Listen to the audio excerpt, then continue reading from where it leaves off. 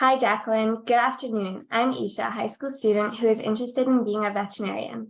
I'm really thrilled to welcome you to the interview series on the careers of veterinarians. Thank you so much for joining us. Thanks for having me. Let me start with an introduction of our speaker. Our speaker today is Jacqueline Chevalier, a fourth-year DVM student at Cornell University. When she graduates in 2 weeks, she will be joining an equine internship at Littleton Equine Medical Center in Colorado. She is hoping this will act as a stepping stone to pursue a residency in either large animal surgery or equine diagnostic imaging. Prior to vet school, Jacqueline completed her undergraduate degree in biochemistry at the University of Windsor in Ontario, Canada, and a master's in medical biophysics at the University of Western Ontario in Canada. Jacqueline has ridden on the Canadian hunter and jumper circuits her whole life and worked as a groom and coach throughout her high school and university years, and continues to ride in Ithaca whenever she has the time. With this introduction, let me extend a warm welcome and thank you to Jacqueline for chatting with me today. Happy to be here. So first, could you tell us about your path and all the work that you've been doing? And feel free to use your slides to guide you. Thank you. So I guess I'd like to start off with kind of saying there's many paths to the same summit. So if your goal is vet school, it doesn't necessarily mean that you have to take the same pathway as I took. And I arguably took a bit of a discontinuous path. So I would say it's a little bit unconventional relative to probably most of my peers. But again, there's more than one way to get there. So essentially everything started off in my childhood when I started riding horses. Ironically, I was actually terrified of dogs for a large part of my childhood. I really liked horses though. So that was kind of how I got started into animals and really kind of how I learned what veterinarians do. At a relatively young age, my parents did get a puppy. So that of course got me over my fear of dogs. Now I do love them. But essentially, I started to learn early on kind of what a veterinarian does or what I thought veterinarians do, which for me, that was like horse care and then small animals, so dogs and cats. And that was kind of the spectrum of veterinary medicine that I was exposed to. And I thought it was pretty cool, but I wasn't really sure if it was what I wanted to do. Really, what I wanted to do with most of my time was ride horses. So through high school and undergrad, I rode a lot. I taught lessons, and then I did some volunteer work with an organization in my hometown that was with therapeutic riding for people with disabilities. So those were kind of my grounding experiences to get me involved in animals. From there, I knew that I wanted to pursue some kind of further education. And really, when I was starting undergrad, I had no idea what I wanted to do. I went into biochemistry, which is not a pre-vet program specifically, but it is a science program. So of course, I had a really good foundation in science, and I had selected that only based on the fact that my favorite classes in high school were math and science. And then it was the program that was going to give me the most scholarship money. So that was the decision-making process for me in terms of doing that. And then it would allow me, I stayed in my hometown so that I could continue to ride. That was just the priorities for me at that time. I still truly didn't know that I wanted to do veterinary medicine. I kind of had thought about it. I thought about medical school, and I had thought about just riding. And again, at that point, that's really what I wanted to do.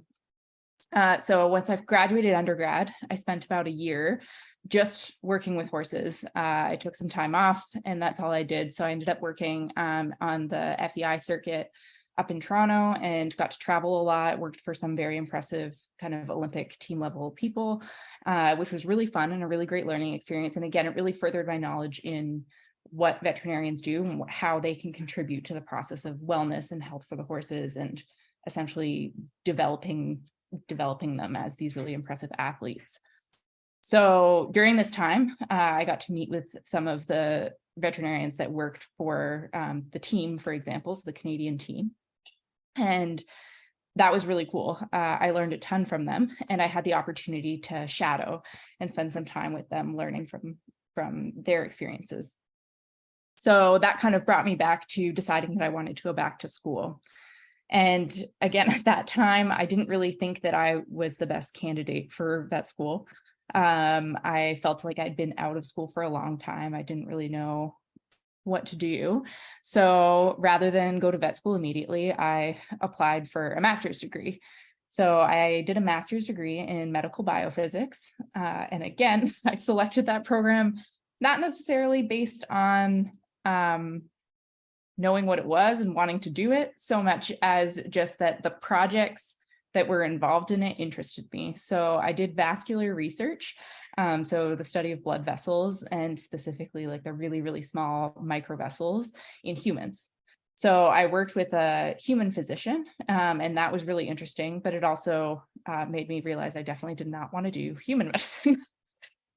So kind of at this point, I feel like I had gone through mostly a process of elimination of things that I did not want to do, as opposed to things that I did want to do. And kind of the one that was still bubbling in the back of my mind was veterinary medicine. So at that point, I started, throughout my master's degree, started working in a small animal vet clinic.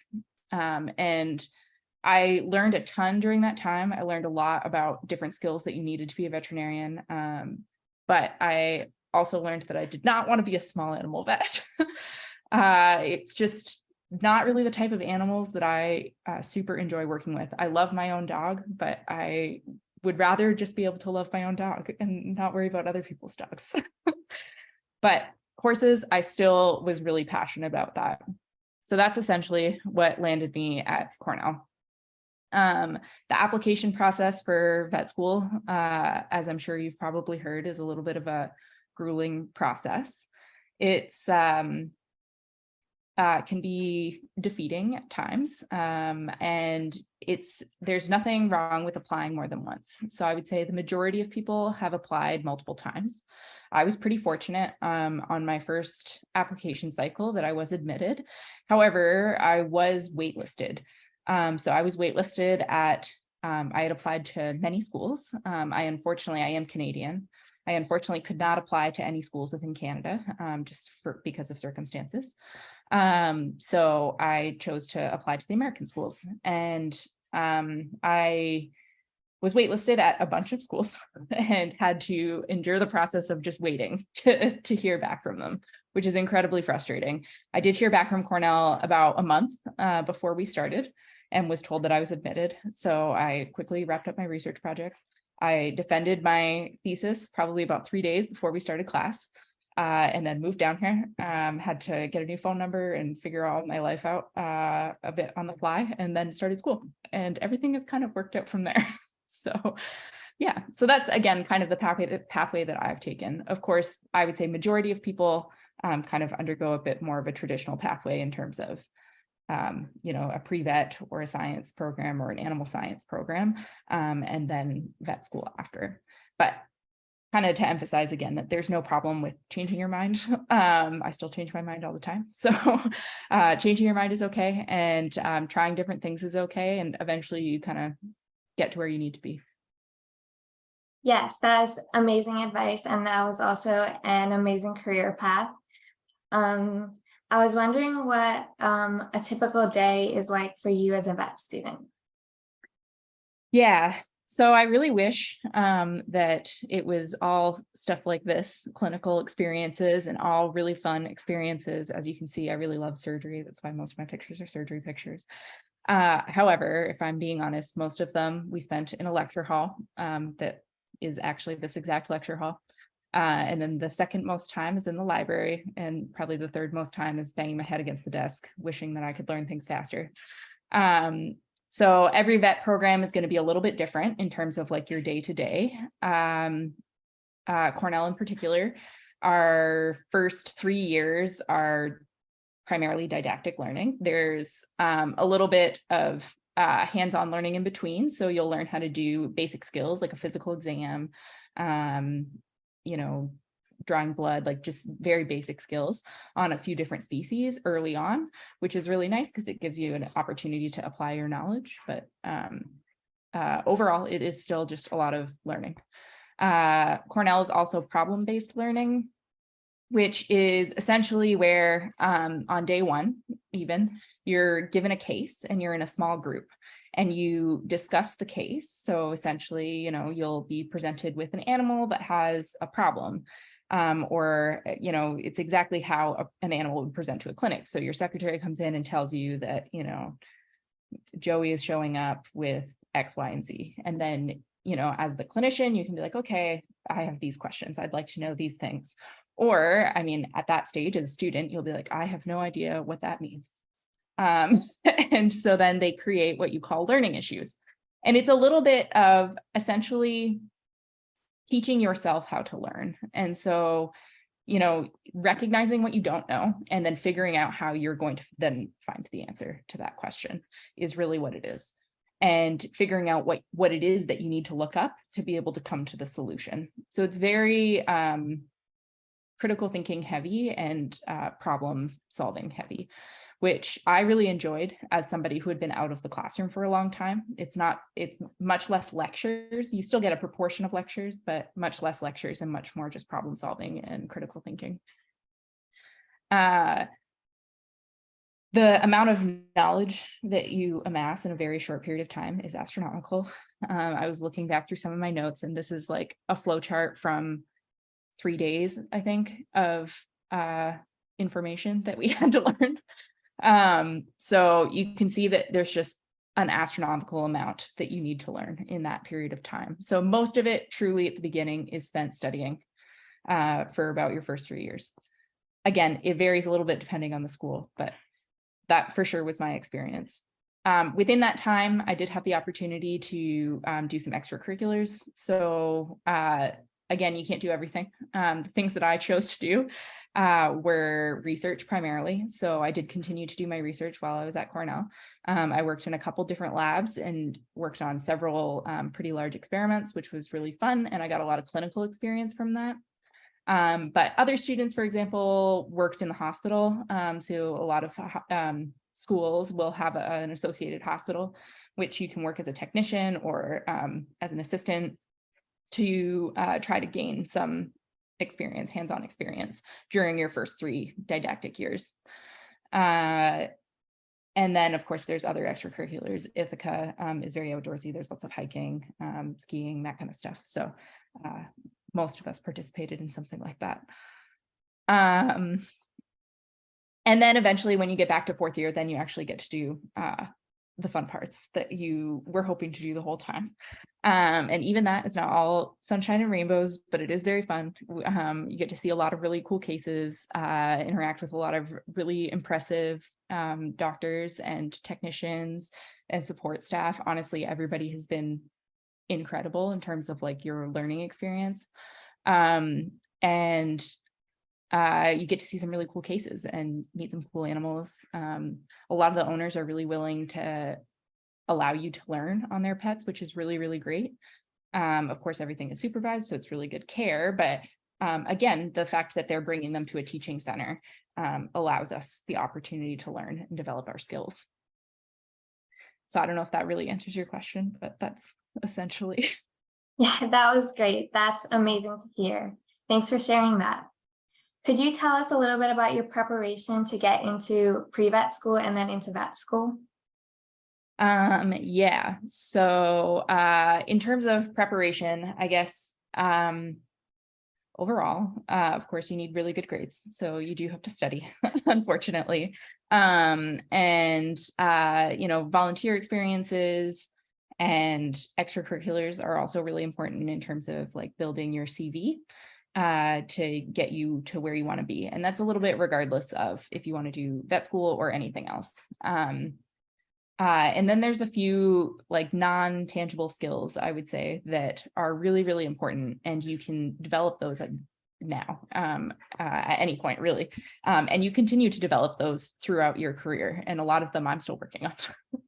So the first one being communication. Believe it or not, a lot of people say that they want to go into veterinary medicine because they like animals more than people. And while I can relate to that, you spend most of your day talking to people. So having communication skills is really, really important.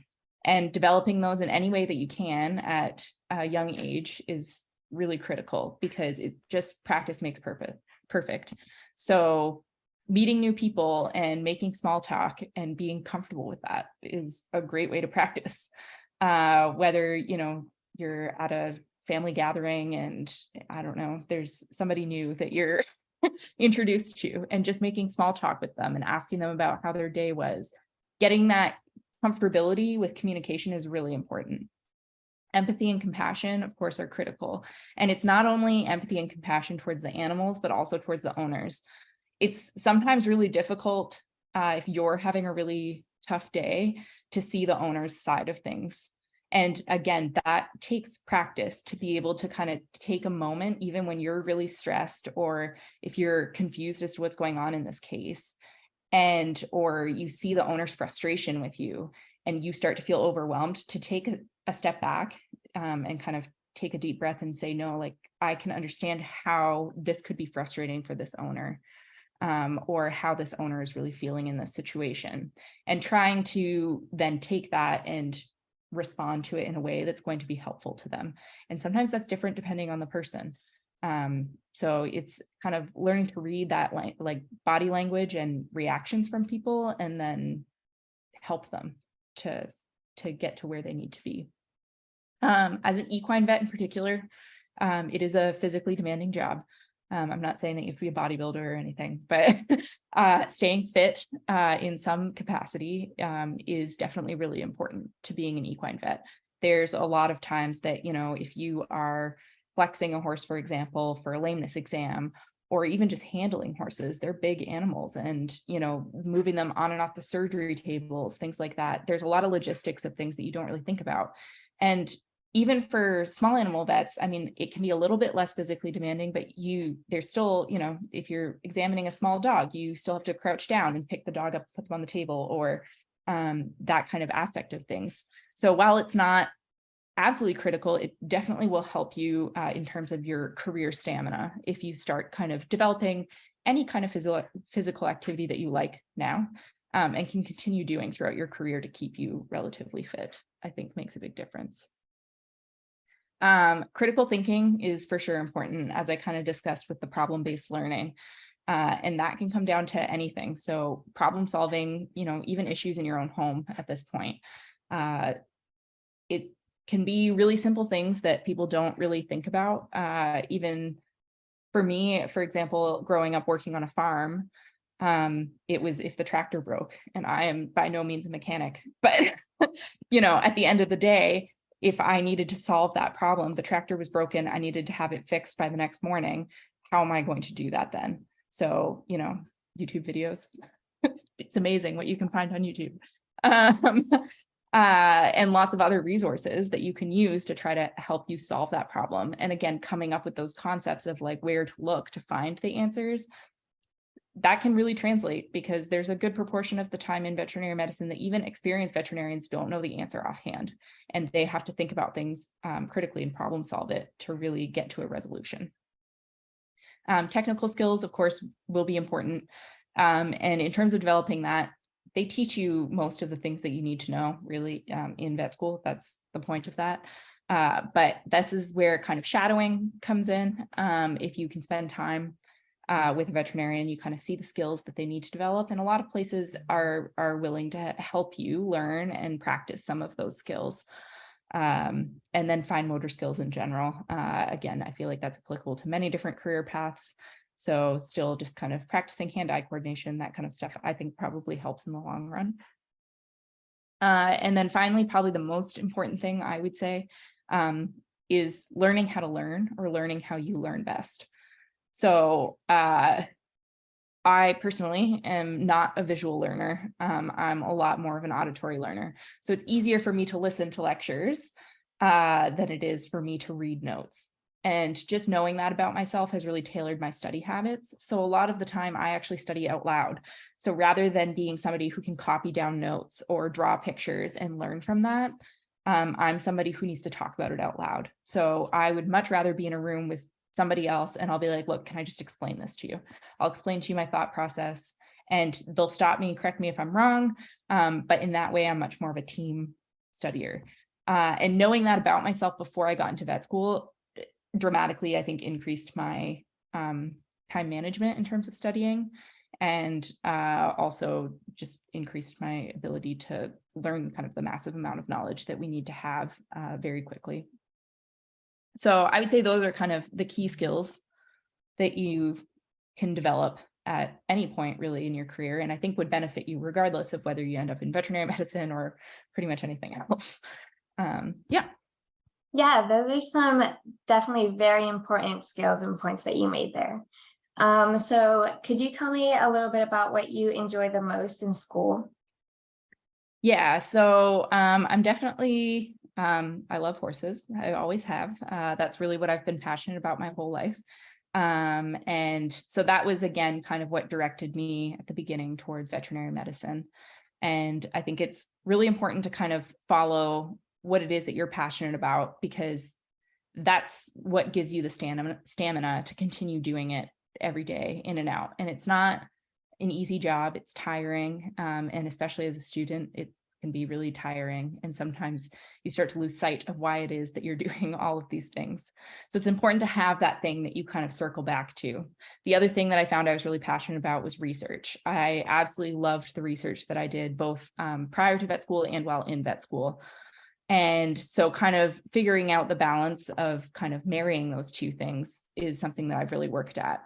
And it wasn't until I was in school here that I realized that you could do research with horses, for example, that essentially allows me to merge those two things and have my research have clinical applications towards my patients. So that's really my goal in the long run is, whether I end up doing equine surgery or if I end up doing diagnostic imaging, either of those two things, my goal is to continue with my research, which is going to help inform my clinical decisions, and it's going to help improve the clinical applications that we have for horses. And some of it is translational and will help with people as well. So finding those passions and really putting them together is, I think, really critical. Yes, that's amazing. Thanks for sharing that. In your opinion, what should the applicants look for in a pre-vet and vet program? Yeah, so that's a great question. In terms of things to look for, I think it depends what it is that you're interested in, again, and what you're passionate about. I think location can be a big deciding factor. Again, I'm Canadian, and Ithaca is actually relatively close to the Canadian border. So for me, it was one of my closer options, in addition to the fact that financially, it was feasible for me. So those were definitely deciding factors. And again, I kind of explained that financially, my undergrad was also a pretty financial decision. So I don't think there's anything wrong with making decisions based on just practicality. At the same time, I also know a lot of people who just said that their gut told them to go there. And I think that's great if that's kind of how you're going to make that decision. I'm not sure that there's truly a wrong decision in terms of vet schools. As long as it's an accredited school, I think that they're all really great programs. They all have different merits. For me, the problem-based learning was another attraction. Again, just based on my learning style and being able to talk about things in a small group, I thought was going to be beneficial. What else? Those types of species that you're interested in. For example, if you're, a marine interested vet, then I'm not sure that going to an inland school is necessarily going to be the most beneficial to you. There's lots of opportunities, I'm sure, to go outside or seek external experiences, but you might learn more going to a different place. So I think there's a lot of external factors to kind of take in consideration for each individual person. And I think that really coming up with a list of priorities for what's most important to you. So if that's staying close to family, or if it's seeing the type of species that you want to see, or if it's the learning style, or like coming up with that list of priorities and then figuring out which program fits you best. Visiting a lot of schools helps too. If you have the opportunity to, I recommend that. Yes, that was very helpful. What are some of the common mistakes that pre-vet or vet students make? That one's tough. I'm not sure, I guess, that I can necessarily speak to that many of those. I think potentially doing things for the sake of doing them is probably not the answer. I feel like there's this big draw towards building your CV or building your application really young. And of course, building a strong application is important for you to get admitted, but at the same time, I wouldn't recommend that you do things that you're not interested in or not passionate about, because I think that comes off in the process. And really trying to find things that are going to give you strong references, I think, is more important. So kind of an example of this in my trajectory is that in undergrad, I had a couple different clubs that I worked with a little bit at school. So again, smaller volunteer things. We had like a walk safe program. We had a mentorship program, things like that that I participated in, but I wasn't really passionate about them. So I very much put in kind of a minimal effort into the extent to which I could put time into that. It's just was never going to be a priority to me. I was going to, every time if I needed to study, I was going to choose studying over doing those things, which frankly in undergrad, yeah, like you need to study a lot. So you could always be studying. As opposed to towards the end of that undergrad time, I started a horse show fundraiser with the Therapeutic Riding Association. And so because that tied in more to horses, I was much more passionate about that project. And while it was a much bigger endeavor for me to take on, and I spent countless hours on that, it meant a lot more to me. And so I think was an overall more rewarding experience for both myself and I think for my applications. I think my interest and passion in that came off.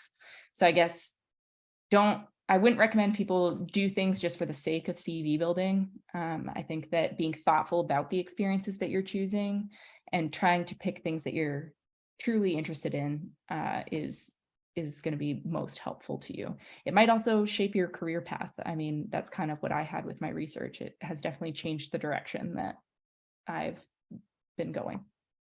Yes, thank you for sharing that. What was your overall experience like in pre-vet and vet programs?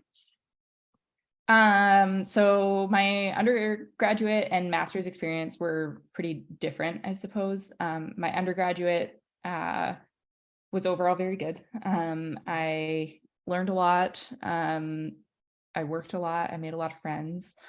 And then going on to my master's degree was more research based. So that was quite different than kind of taking classes at that point. I learned a lot about myself during that time. And I also learned about what I wanted to do, which is how I ended up in vet med. And then in terms of vet school experiences, I would say it's been good. No matter how you look at it, school is school. You have to study. So I would say that, you know, if you're looking to pursue veterinary medicine, you do have to like school to an extent. You have to enjoy studying, enjoy learning. One of my mentors says every day is a school day. She says that she's been in veterinary medicine for a long time. And she still says every day is a school day because you never know when you're going to learn something new. So you do have to like to learn.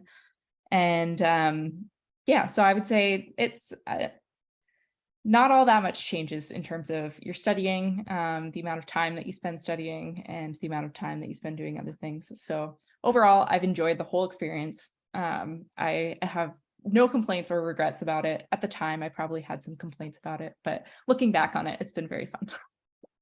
Well, that's amazing. Based on your experience, what are some of the challenges in undergrad and vet school? Challenges, I would say probably the biggest thing is time management.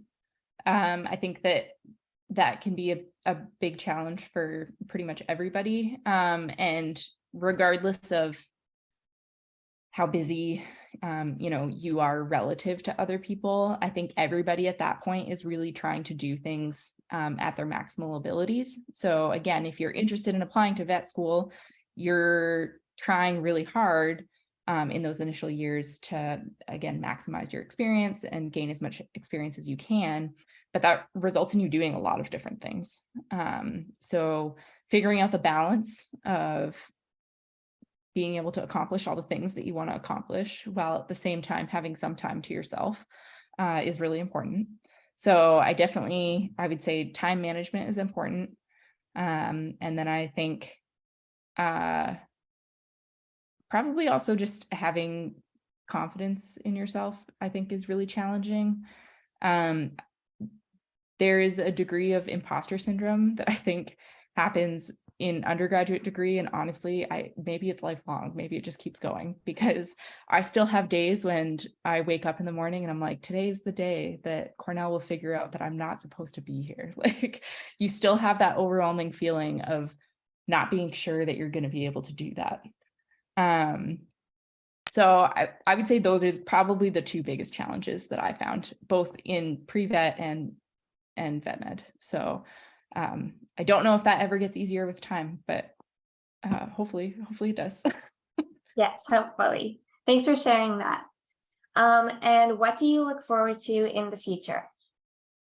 So I'm really looking forward to, at this point, my internship starting, but that's not all that far away anymore. It seemed like the future not that long ago, but after that, I am hoping to pursue a residency, whether it's in equine surgery or diagnostic imaging. I'm not decided, and I'm sure I'll probably change my mind a few more times before I decide.